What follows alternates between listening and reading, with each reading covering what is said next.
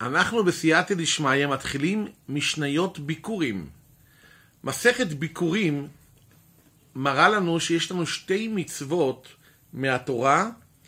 הראשונה זה להביא ביקורים משבעת המינים לבית המקדש, והמצווה השנייה זה לקרוא מיקרו ביקורים. מה הכוונה מיקרו ביקורים? יש מצווה לקרוא פרשה מהתורה שכתוב ארמי עובד אבי. שם זה כתוב בפרשת כי תבוא. מדוע צריך להביא דווקא משבעת המינים ולא מכל הפירות? אז לומדים את זה כי כתוב כאן מראשית ולא ראשית. אז הגמרא דורשת מהעניין הזה. אז בואו נראה את המשנה. יש מביאים ביקורין וקוירין.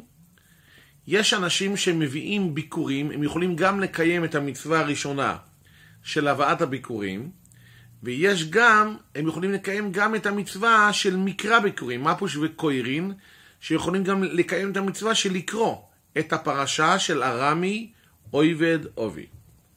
אומרת המשנה, מביאים ולא קוירין. יש אנשים שהם יכולים להביא את הביקורים לבית המקדש, אבל הם לא יכולים לקרוא. מה זה אומר שמביאים את הביקורים? לא מקריבים את הפירות על המזבח, נותנים את זה לכהנים בעזרה. ויש שאינון מביאים, יש אנשים שהם לא יכולים להביא ביקורים, גודל להם בבית, שבעת המינים כמו שאומרים, והם לא יכולים להביא. והם לא יכולים כמובן לקרוא.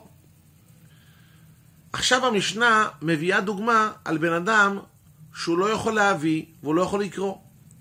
הנויטע לתויך שלוי ועבריך לתויך של יוחיד. מה זה אומר?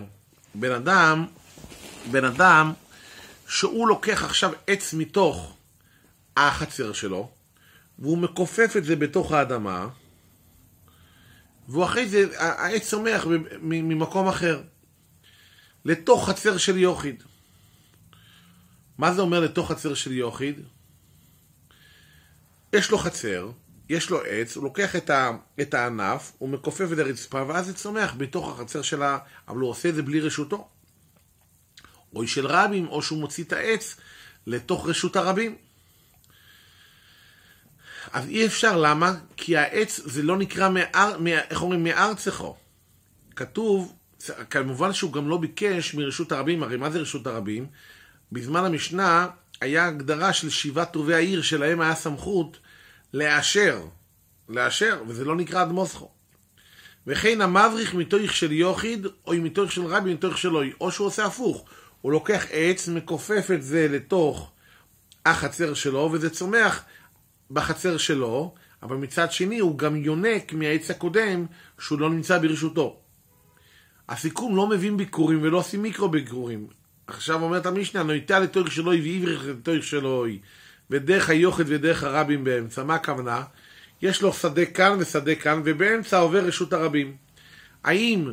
והוא לוקח עכשיו את העץ, מקופף את זה מתחת לרצפה ברשות הרבים, וצומח בחצר השני שלו. האם זה נקרא שהוא יונק מרשות הרבים או לא?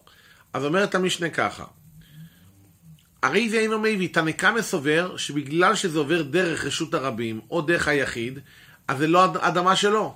למרות ששניהם גדלים בפועל באדמה שלו, אבל הוא יונק בדרך גם, יש לו יניקה בדרך בקרקע. רבי יהודה אומר כוזק מביא.